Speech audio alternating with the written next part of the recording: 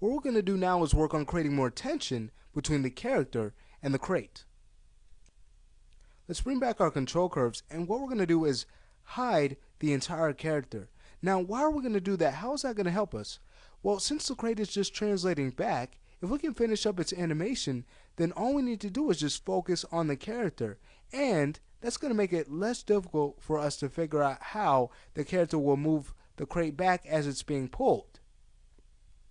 So let's select this global move control, and we'll go ahead and select all of these channels here and put in a value of 0 so we can hide our character now and just focus on the crate. So remember, it's pretty heavy, and if we hit play, okay, it's coming back way too fast.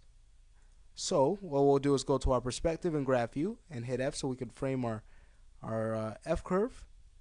And we want to pull these curves back so we can really get that feeling as if the crate was 180 to about 200 pounds or so.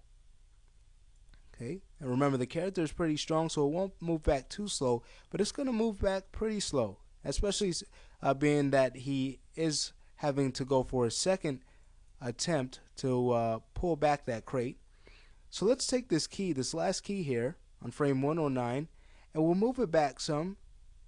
Let's say to about frame 162. We'll move it back that far.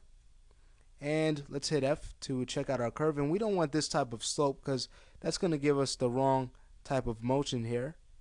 Okay, so we want a nice smooth slope.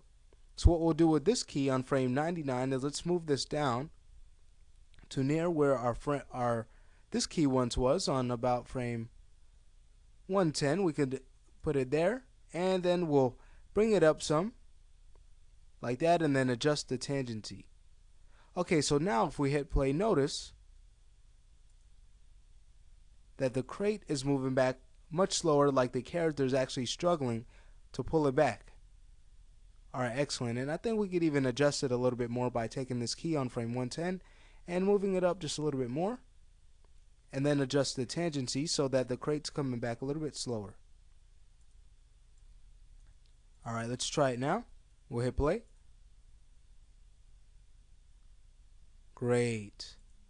Excellent. So with this done now, that actually finishes the animation for the crate, and so we can go ahead and bring back our character out of hiding. Okay, so we'll put in a value of 1 now, making sure everything is brought back. And what we're also going to do, let's go back to this control. Now what we can do is just bring our focus on the upper body as what we've done before, hiding the legs, and then we'll bring back the legs once we're ready to animate them. So let's hide our legs now, put in values of 0. Great. So this lesson is now wrapped up. In the next lesson, we'll bring more of our focus, again, to the upper body.